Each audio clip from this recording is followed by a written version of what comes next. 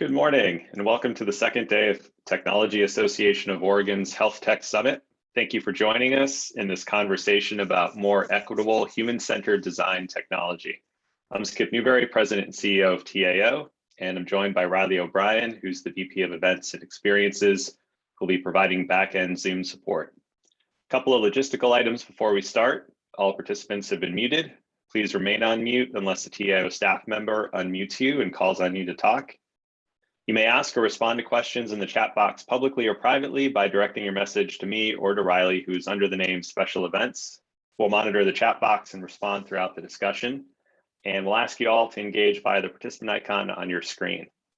Please engage with us on social media during this call and throughout the day. We love to share what's happening at TAO and to get your takeaways from our events. Please join us at 10:30 today for our conversation about the future of healthcare and the advances that are transforming clinical and business processes within the healthcare system. A huge thank you to Otradi, OBI, and the Israel Consulate General to the Pacific Northwest for underwriting our 2 days of programming for the Health Tech Summit. We really appreciate their support and are excited to explore topics related to digital health. And finally, it's my pleasure to introduce our moderator for this conversation, Associate Director at Oregon Bioscience Incubator in Otradi, Hazel Valdez. Hazel? Thank you so much, Skip. Thank you everyone for being here this early morning. Equity applied to design starts with looking at systems that unfairly privilege some over others and asks questions about what can be done to make that more equitable. I'm delighted to have a conversation today with Catherine Anthony, founder and CEO of Euphoria LGBT Inc., Marty Gator, digital accessibility advocate and founder of USBS Plus Cloud, and Tanya Golden David, CEO of Black Mental Health Oregon, about the work they've been doing to design with rather than for and creating equity-based programs to support excluded and underrepresented diverse communities. With that, I'm actually going to turn over the mic to our panelists to introduce themselves. Catherine, why don't you start us off? Thank you for having me. My name is Catherine Anthony. Pronouns are she and her. I happen to be a woman who's transgender, and I am fortunate to lead Euphoria. We create technology, particularly mobile apps, that help transgender individuals navigate gender transition. So we just launched our latest app on Monday, so the energy is really high on our end, and we're just really excited to be here and have a stirring discussion with my two fellow panelists. Congrats on the app. Marty, you're on mute. Tell you, I always forget that mute button. Congratulations on the launch of the app. Glad to be here as well. My name is Marty. I'm with USBS Cloud, and yes, I am a digital accessibility advocate, but the goal for me is accessibility for the world in the digital realm. I work with government and non-governmental agencies, helping them navigate the space on the superhighway for people with disabilities to ensure that everyone has access to the web, finding the right solution for government and non-governmental agencies to make sure that they have digital accessibility in their workspace and on their platforms. Glad to be part of the crew. Thanks for being here, Marty. Tanya. Good morning. I don't have a spiel, but I am the founder and executive director for Black Mental Health Oregon. Our focus, we have many focuses, but our number one focus right now is working with the underprivileged community or people who've been overlooked, like the Caribbean, African, smaller communities, and giving them access to care and training and technology. Thank you, Tanya. All right, with that, and everyone's been introduced, let's go ahead and hit those panel questions for us. The first one is for everyone. So I'm gonna just go ahead and point at my first answer, but let's start with the question. How important is accountability when building out a design that is equitable? Marty, let's start with you. Well, I like to say, and thanks for the question, I think it's important for accountability to be related to everyone versus it being treated like a hot potato. A lot of times it tends to be the last person that gets the question when it comes to accountability and an organizational structure, because someone is not ready to take the mantle of responsibility. It should be everyone's responsibility. I think once the discussion starts, I think it's really, really important to just start that. Be the one that's brave, be the one that's bold. Just start that discussion within your organization. Everyone should be responsible in my mind. I think it's every person's right to have that skin in the game to start talking about accountability. Catherine, what do you think? Yeah, I mean, wholeheartedly agree with Marty. And just to build on that, I think when we think about accountability from a design perspective, one of our kind of like canaries in the coal mine, if you will, is does the design actually do something to help people and elevate them? Or is it self-serving in some capacity? And if it is exclusively self-serving for us, we know we're not being accountable to the people we actually serve. So that's kind of the big question that we, always challenge ourselves in the design process. But in terms of its magnitude of importance, I mean, it's paramount. It's everything. It's why we get up. And if we fail to hold ourselves to that accountability through our design process, we're not only going to lose kind of the mission and all that we do for our users, but we're going to start designing in a direction that does create a lot of negative just kind of impacts, even without our intention. So that accountability kind of keeps us, on the straight and narrow, and allows us to continue to serve, our unique cohort. And that seems to work well for us, at least. Thank you for that. Tanya? I think accountability is crucial because it creates the haves and have-nots. I think when you're looking at accountability from a design point of view, you should actually bring some of the people to the table that you are actually designing for. Sometimes we have more of a privilege and we look at things from a different vantage point than the person is actually affected. So I think accountability for me would be bringing on a team and making sure that the people who are going to be addressed and benefit from the design, that they're at the table too. Thank you. All great insight from you all. All right. Technology is often designed for excluded and diverse communities, not with them. How can more organizations use lived experiences and perspectives as a way to direct product strategy and development? This one I'm going to point to Catherine on. Yeah. So I mean, there's definitely a lot of different approaches here. I know within Euphoria, one of the ways that we conduct this work is we invite everyone into the design process, and we really do champion individuals' lived experiences to help us identify those blind spots, and be aware of where we're missing. And I think the other kind of piece, and it may sound counterintuitive, but also having that focus. I know in our line of work, like we serve the trans community, and people are often kind of pressing us on why not expand that to the larger LGBT.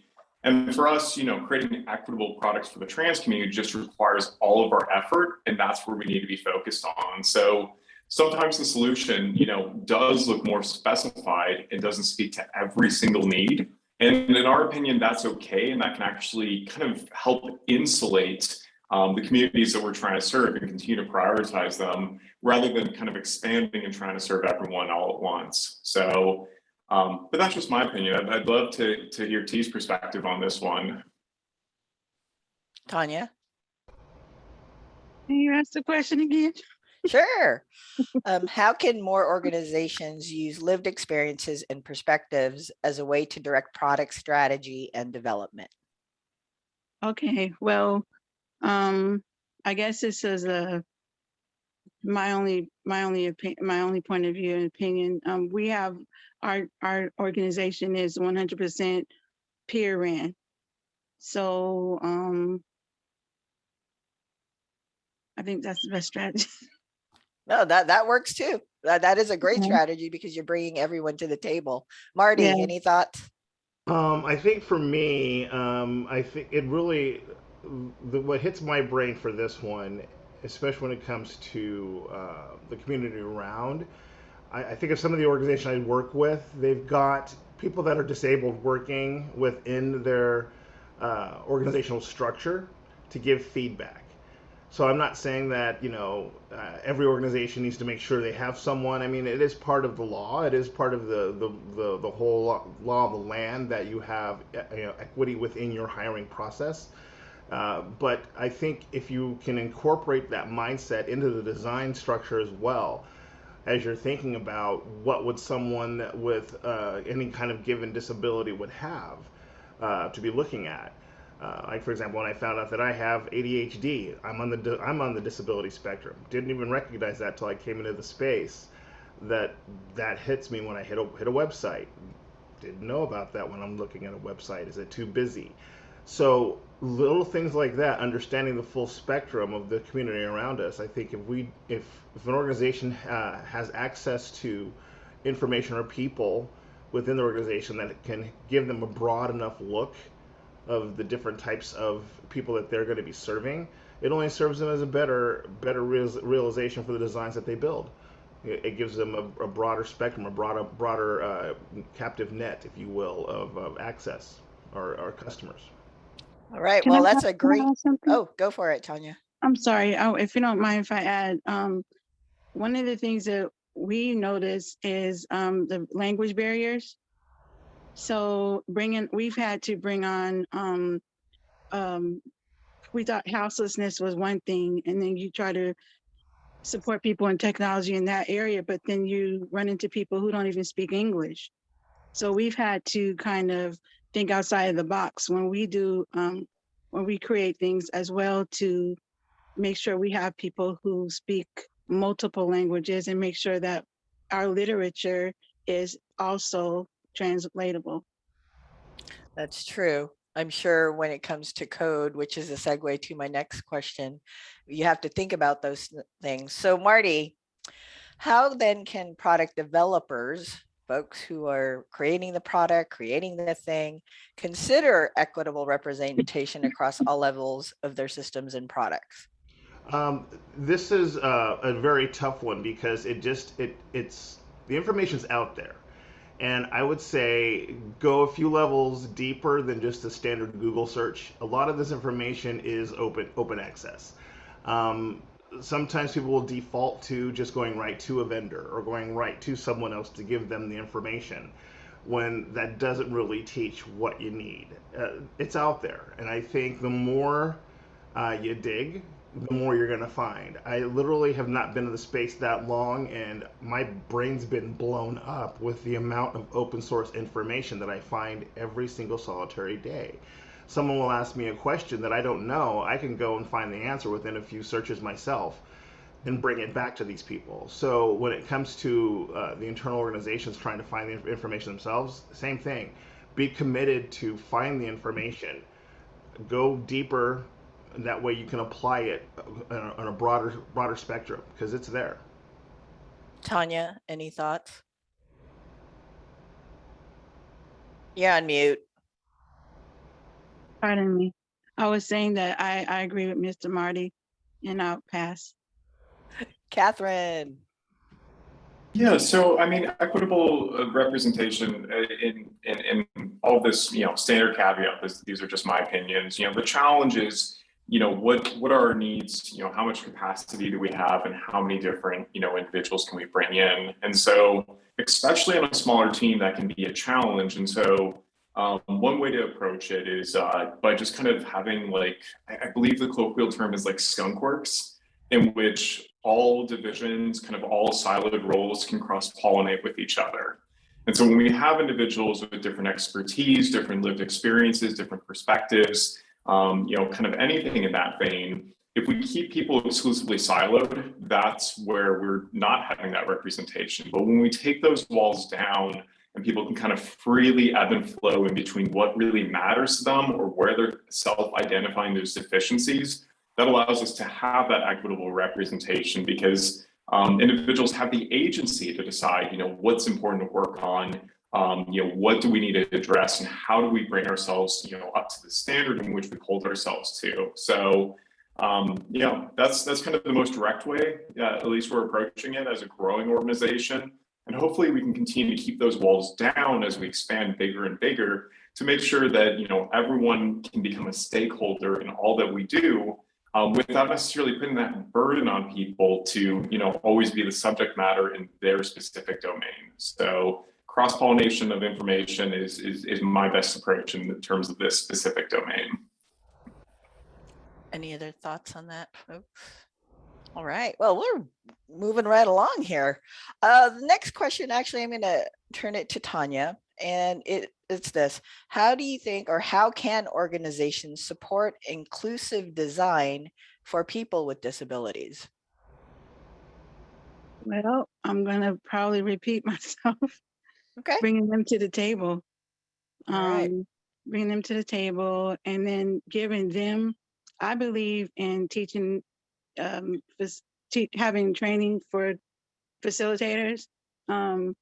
Sometimes I think training people in their own community to work with their own is really good, because sometimes outsourcing and trying to find the information and trying to find the training is hard. So if others could actually train the audience that we're looking at, I think more people can be reached than, us like coming up once a year with a grant or twice a year with a grant and having these things available. They could actually continue to do them all year round and support their community. Thank you. Marty, thoughts? I think it really comes down to a matter of, how do I put this? Inclusion versus exclusion. Everybody should be able. I'm a part of Oregon Association of Minority Entrepreneurs. They've got a great slogan. Everybody's in, nobody's out. Even though the mindset that we're a group of minorities, nobody's excluded. And I think when it comes to the mindset of design, for people with disabilities, it's not just a matter of focusing and ensuring. It's just a matter of just expanding the mindset to say, okay, how do we ensure that we're including everybody? Nobody should be excluded. So let's make sure everybody's included, everybody's in. Playing off of that mindset, allowing the design process for folks with disabilities tends to be the thing that's missed, and it doesn't have to be, because it's not really that much more difficult. It's just one extra thing. It's just one barely little thing to look at. There are guidelines that are out there. They can be a little innocuous, but there are tools and there are aids. There are people like myself that can consult to help. There are ways to get it done, but it tends to go back to that hot potato mentality. It doesn't have to be the big ugly thing to handle. Just look at it as a necessary process that you really want to get done to pass to other people, to bring more people on board. Yeah, I love that hot potato analogy. I'm just picturing folks holding the hot potato and throwing it at somebody else because that's not my project. Move it on. Not my deal. And that's how it usually is. All right. The next question for everyone, and I'm going to start with Catherine, if you could answer first. How can creating more equitable health technology improve overall public health? So you're in a space that I think for underrepresented folks in that space, public health is important. And I would love to have your take on that.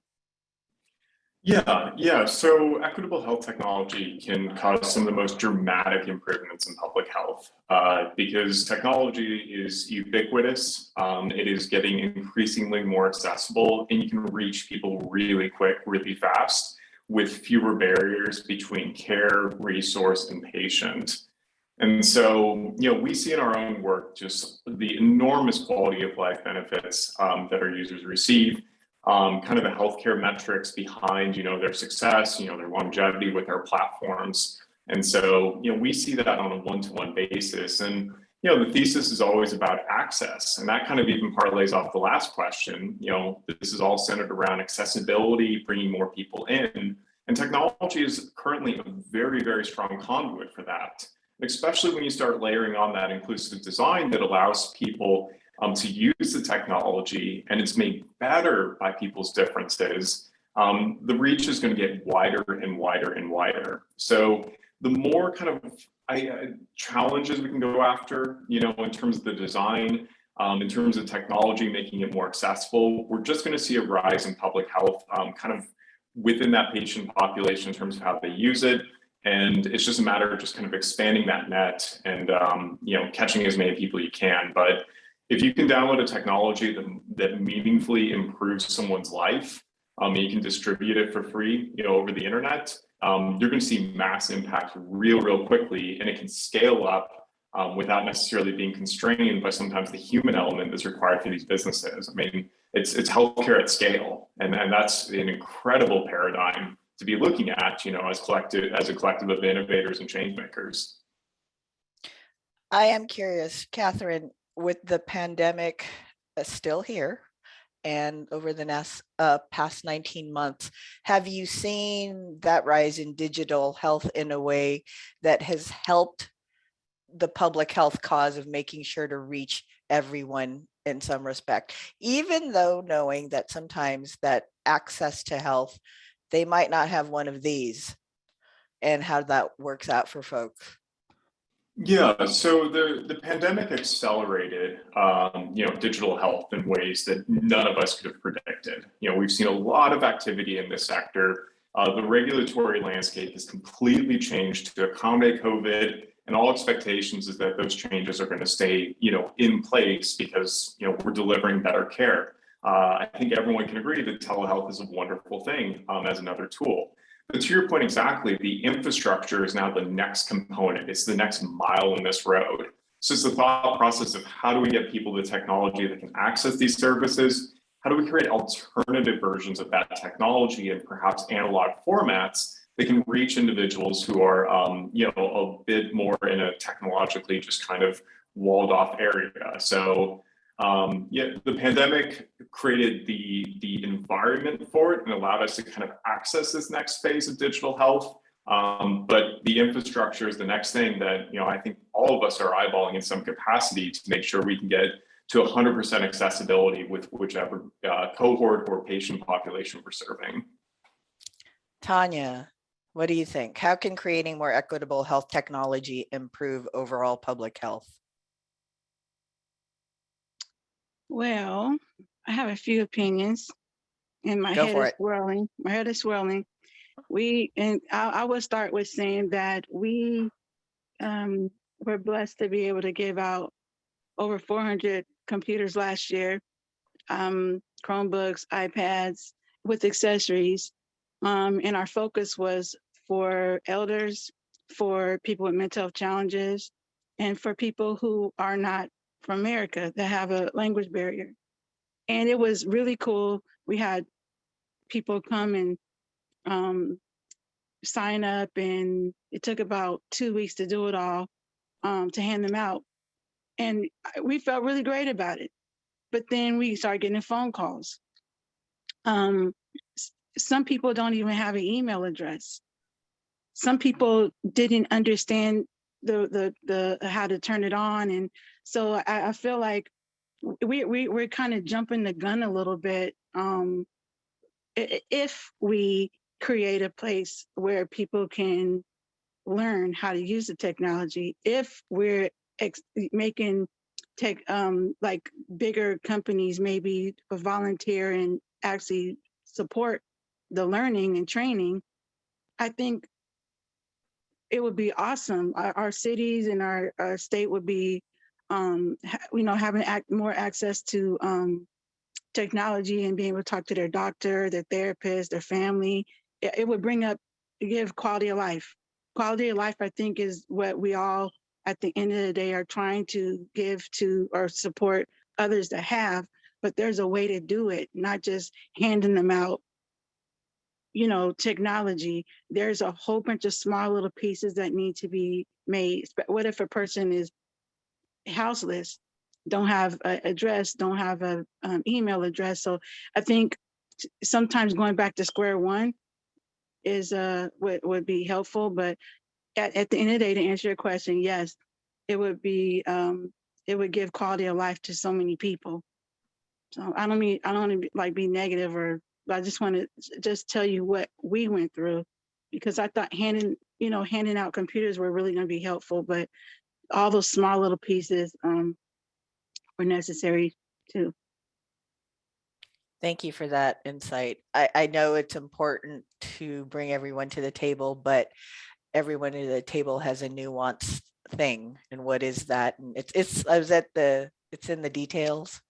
So Marty, what do you think?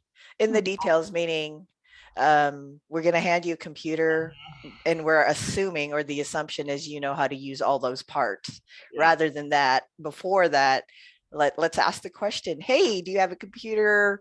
Have you ever used one before? Let's go through this, because when I worked in the state of Arizona, I did work with refugee populations who didn't even understand the basics of a telephone. So we really can't always, I want to say from not a privilege standpoint, from a knowledge standpoint, it's best to teach and learn, have them learn with us, because we want to learn how to communicate with them. Right. Well, Marty. and to play off of what Tanya's talking about, and I totally agree with her and what you're saying as well, Hazel. We are a society of fast food. We want that quick solution. Problem, drive in, order number 6, we're out of there. So the mindset of what tends to happen is we think, and it's many times wrong, is we have that solution, and by nobody's fault, we think it's the right solution, but then we don't dig far enough down. Like when I work with the elderly or people with disabilities, I like to tell them to look on, if they're on a website, look for an accessibility icon to see if they can find something that gives them access to that web page, to redesign that page to their disability, to make fonts bigger, smaller. But many companies don't have an accessibility icon. They don't even know why they should have an accessibility icon. So then I'm on the other side of that, explaining to companies why it's important to have an accessibility icon on your website. I'm in a field by myself right now, playing in the middle of educating on both sides. It has to be a mindset of, what I try to say, where it's elective versus directive. You know, like when we're little and people would tell us you have to do something because it's important. Well, organizations and companies are no different. Nobody likes to be told something. So getting organizations and companies to be excited about, let's figure out how to do this without making this a mandate. Let's do this because it's important. At some point, we're all going to be at some level of disability. That's just the nature of the game, right? So why not just take it as a mantle of, we should all be doing this because it's important. So the reality is, there are tools, there are ways to make this a more equitable environment for everyone. It's just, how do we find the right ways to do it? And I think if we look at it as an elective and get people excited about it within our organizational structure, that makes it more of a, I like to say, like an infectious thing. It just spreads. Like as you see, I get a little excited talking about it.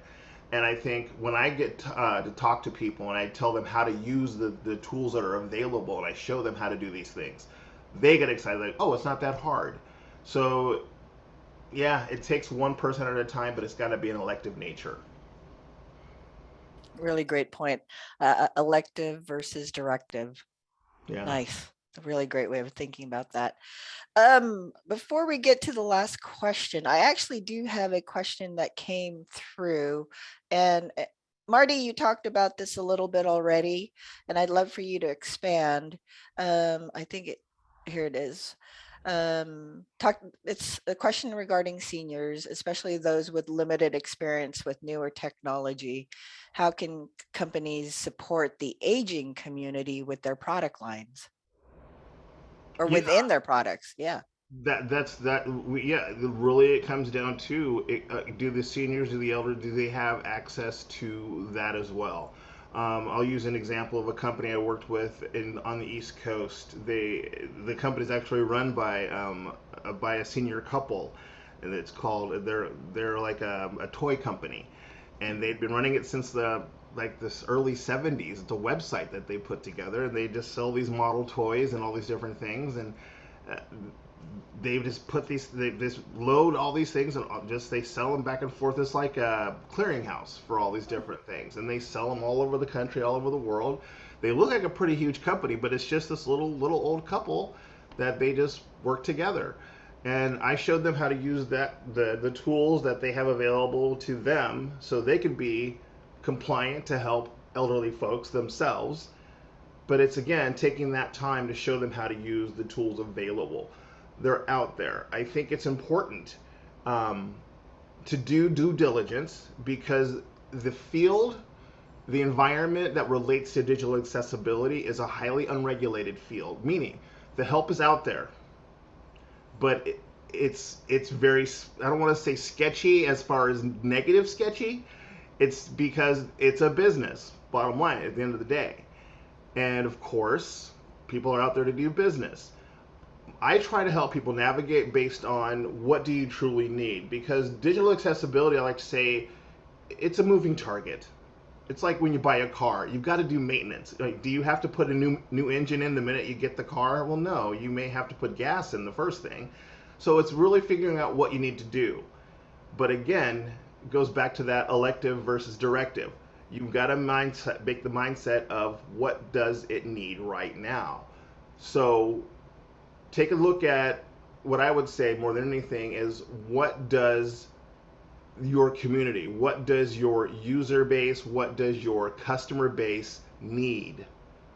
And then go that direction. Do they need digital access based on your website? Do they need to be able to read your PDFs? Do they need to be able to hear you on the phone? How do they access you?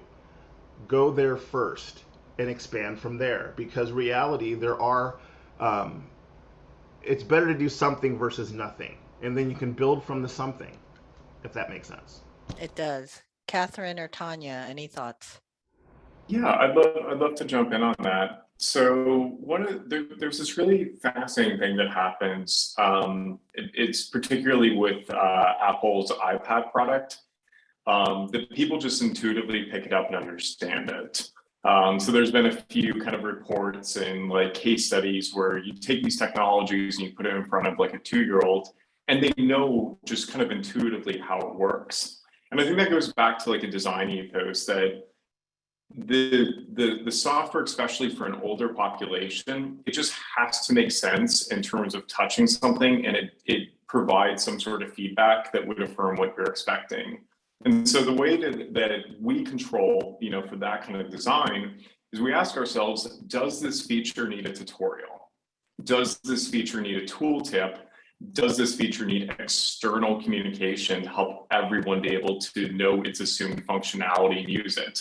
And if we do have to include that additional documentation, we haven't done our jobs well enough. And so, within our technologies or within our apps, we are intentional about not including these tutorial type documents, because that just adds on another layer of friction between the user and an optimal experience. And so, whether it's a website or an app, like, just kind of the cardinal rule of thumb is that, if you can place it in anyone, they're going to intuitively poke at it, because that's what we do as humans. And those pokes have to make sense. And you figure that out through a lot of testing, and bringing people in and taking people's feedback is really, really valid, without necessarily interrogating it. If we have a user of really any generation that's saying, hey, I have this specific need and challenge with your technology, it's incumbent on us to fix it and not litigate its validity. So that's, again, as with so many things, just our approach, but it's served us well thus far. Great. Tanya, do you have any thoughts?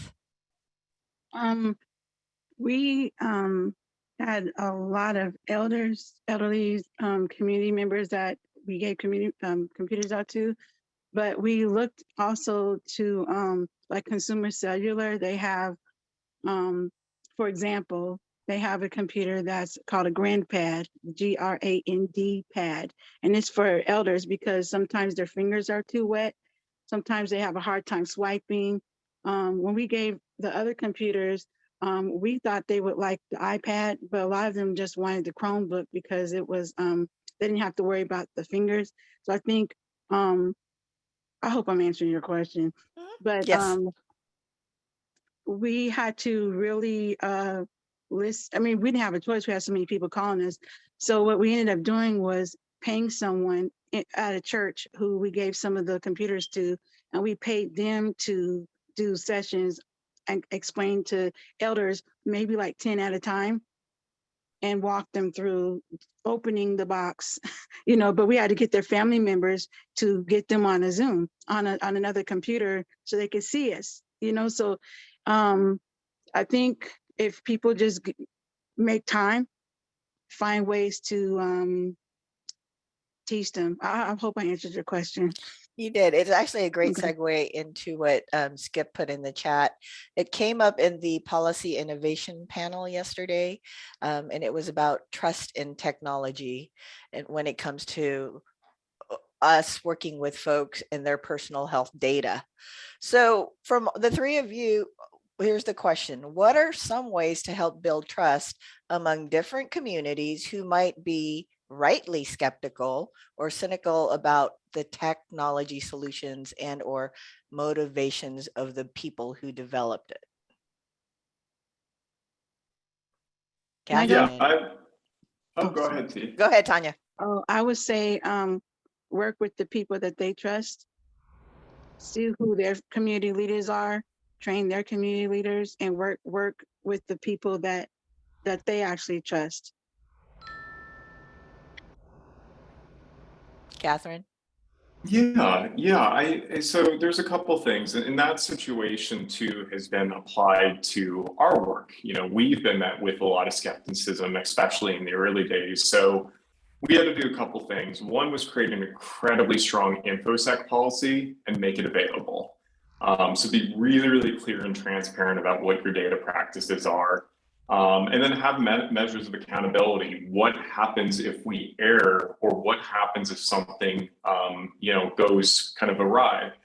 I think the second thing we can do, and just kind of like pushing that, not pushing but conveying that trust, is being honest about what our limitations are on the data. It's easy and softer to say, hey, we've got all these great values and variables we can use for analyses. But what you limit yourself from seeing or being able to access is just as important as what you handle and what you are kind of using in the business operation. So, people are going to rightfully meet with skepticism. It's incumbent on the business to prove it, spell it out in however, kind of means it takes to convey that trust. And then it's just going to take time of following through with that action, and just being kind of a faithful narrator of your own InfoSec policy. And then being available if something does happen, owning up to it, not trying to cover it up, and just being really direct with people about, this is why we're using your data. These are the possible scenarios in which it could be used. Here's how we're safeguarding it. And here are our guardrails that keep you and your health information safe. Thank you for that. Marty? Something that I like to bring back is something from, and this is going to play off of what Catherine just said. It's old school, earn the right to advance, validate their concern, not just be dismissive, because that lack of trust means something bad's happened in the past. It's valid, something happened, they got burned, something happened they didn't like. The trust is something that you earn. So when we earn the right, that means we're validating that lack of trust because something negative has happened before. It's going to take a time, so whatever it takes. Is it through community forums? Is it through opening up the shop, popping the hood, allowing them access to see what's being done?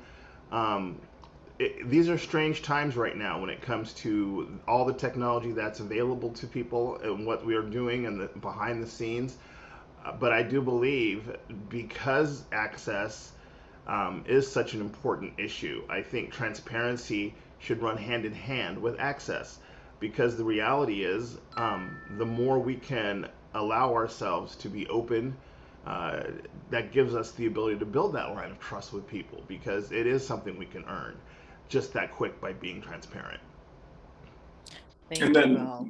Go for it. Marty, I love your insights. You continue to give us just such great takeaways, and I just want to double down on that point that was so apt about when people have a lack of trust, it's derivative from, you know, a bad experience. And I think sometimes when we get met with criticism, it can feel really personal, but that framework is so helpful in unpacking like where people are coming from. So I wanted to give that extra emphasis because I'm taking that practice away from here and going to share it with my team. And that was just a wonderful point. So thank you for sharing that. Yeah, me too. Lots of little nuggets going on here to take back to our days. All right. So final question, it's somewhat twofold, and I will read it to all three of you and then open it up and start with Marty to answer. How can companies build teams that reflect the diverse users of their products or services, and not only teams which are diverse, but also filled with people who advocate for and are engaged with underrepresented groups and cultures? Well, first and foremost, and this is how I'm going to build my organization, it starts from the top. Um, Literally, you've got to be in the mindset of you can't pass that the torch of excitement to somebody else. Okay, I mean the reality is you've got to be on fire for this cause yourself. You can't pass a memo and say, okay, I need someone to really be excited about this cause, this mindset to get this initiative going. It's where you should be living as an organizational leader, or a team of leaders, or a board of directors, or a group of whatever. It's got to be in the internal fabric of what you're doing. Because if you take it from that standpoint, I believe that it will filter down because they'll see what you're doing. One of my favorite examples of that, there's this organization that does screen readers. They give them away for free. Their board of directors is made up of a good percentage of people that are disabled. They don't have to do that, but that's just something that they believe that's really important to them to be able to make sure that their product matches what they do. That's just what they do. So the mindset of infectious disregard for the cause, I think, is not disregard, but the other way. You know what I mean? It's just as important to make it equitable for everyone. Catherine? Yeah. So, I mean, I think with any type of company that has that mission to it, that's inherently going to draw people in, you know, that are from those experiences. People want to work on things that they see themselves in. So you've got that kind of going for you in this type of work. But I think the most critical thing we can do to bring in those individuals is to offer them material benefits that speak to their pains. So, you know, our company serves the trans community. So the best way we can attract talent is by having a healthcare policy, because that's a big priority for my community that fully includes them in. And so we get to meet people at that day one pain, say that we're taking it seriously. We're here to provide relief and amenities in exchange for your time, personal labor, and intellectual capital. And that helps kind of filter out, you know, individuals who maybe just be seeking kind of the highest pay in that domain, or, you know, kind of other motivators. So I think it's that mission has that inherent magnetism, but it comes down to the benefits in terms of how you really pull those individuals in and make sure that, you know, their pains are being met before you ask them to do a single thing. And that brings in more voices. And you know, as we grow, we're going to try to continue to meet those needs as best we can. Thank you. Tanya?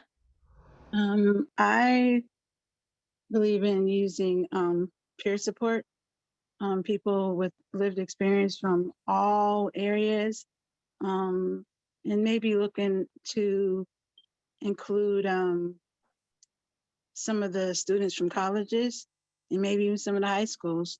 I think getting a different perspective from different places would be beneficial. I'm pretty simple. I just think peer support, people with lived experience coming to the table are not, you know, maybe cohorts, using cohorts and not using the same people or people who actually are peers that have, that work at a huge company, but actually bringing in peers from different places, different cohorts, and we always do incentives. And I believe in giving people livable wages too. Thank you for that. We got a question in chat, and it's to all three of you. So I'll go ahead and popcorn into the first one after I read it. All right. So needs change over time. How often should companies or teams be conducting qualitative research? Tanya. Every few months. I think the more often, the better. Truth. Marty. Qualitative research. Yeah, I'm gonna have to go with Tanya on that because, yeah, literally, qualitative is gonna change based on the current trend or what's happening. So I would say every quarter. I mean, literally, you should be doing at least every quarter. Catherine. Euphoria also follows the quarterly cycle. The other thing that's really, important to us on, when you're doing that qualitative data gathering, is to make sure you have a strong tool to measure it with. So it's hard with that kind of data. So something like a kappa analysis can be really helpful, making sure that, the methods in which you evaluate the responses are stringent and replicable.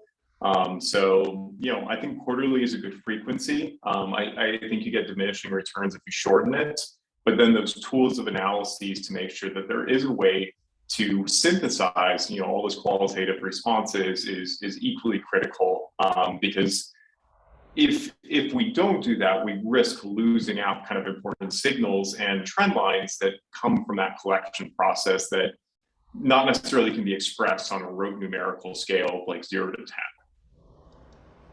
All right. Another question in chat came in. Let's see here. Do you, for the three of you, besides your own, do you have any examples of products or companies that are already supporting equitable design? I mentioned GrandPad from Cellular. I forgot the name that fast. Consumer Cellular has the GrandPad and other things, other products. Wonderful. Marty? Goodness, I'm trying to think off the top of my head.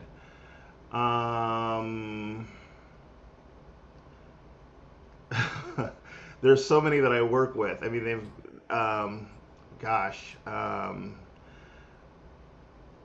well, they have like accessibility widgets is like iOvate brand. So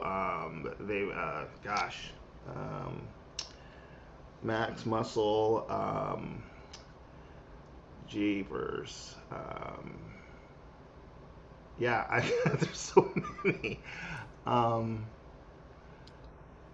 I think the fact that you're racking your brain and saying so many means that they're out there. Yeah, for sure. Yeah. I will tell you, I just finished a project with Wayne Transit District, and I know they're actually doing this now with their PDF remediation. So I know they're a local company that's. Oh, that's cool. Design. So that's something we can talk about. So there you go. There's one. Catherine. Yeah, so there's two companies that jump out to me. One is Nike. They recently made a shoe that doesn't require the wearer to use their hands to put it on. So that's that accessible design. It's also a fantastic product that's going to touch more lives than the kind of original individual it was designed for.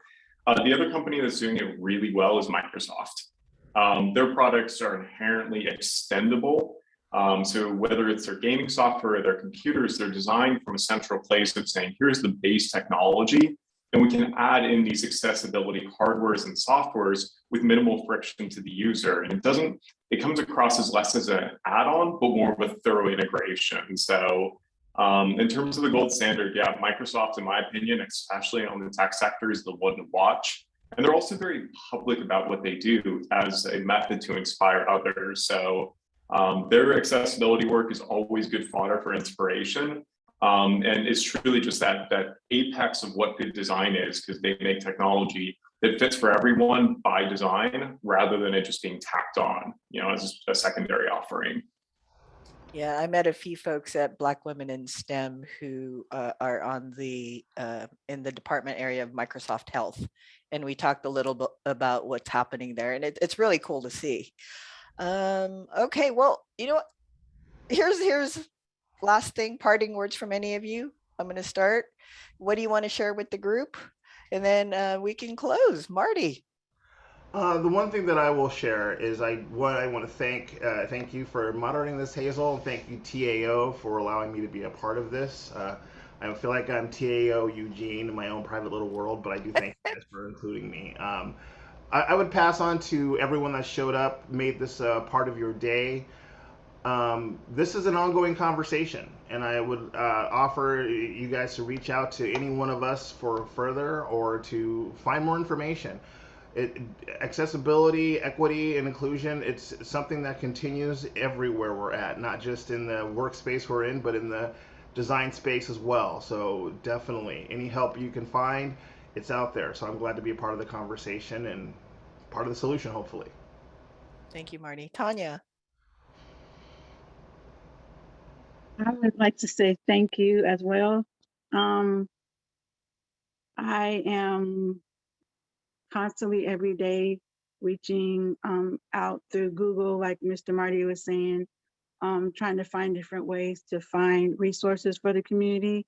And so I really appreciate you creating this platform, and hopefully we can do this again. Thank you. Catherine. Yeah. I mean, echoing the round of thank yous, of course. Always a privilege to be able to speak at these types of events. I think one big takeaway, at least on my end, is that when we think about accessible, equitable design, it always makes products better for everyone. And so if there's ever kind of a thought of we can't do that because it sounds technically hard to integrate, that's a design challenge, and you can take that on. So whether it is adding that widget to the websites, which admittedly Euphoria needs to do, so that's on my to-do list today. Thank you, Marty. It's incumbent on us to be able to design a good enough system around it. And if we can't design in an inclusive way, we have no business to be in this line of work. So, just the takeaway is that it's a challenge, it improves everything. And it's something that, when we really put our design energies towards it, we can always solve for, and it creates a better experience for everyone, whether they're disabled or not, whether it's overt or covert, or all the different variables at play. So, inclusive tech makes everything better. It sure does. With that, I want to thank all three of you for being a part of today's panel. I wish you the best, be well. And for our audience, thank you so much for being part of our early day today in all of this. And one tip to consider as you work on your emails, raise the font to at least a 14. So for those folks who have a bit of a hard time reading, it'd be best for them to be able to read it, and 14 and above is a great font size for everyone to use. With that, thank you all. Thank you, TAO, and have a great day, everyone.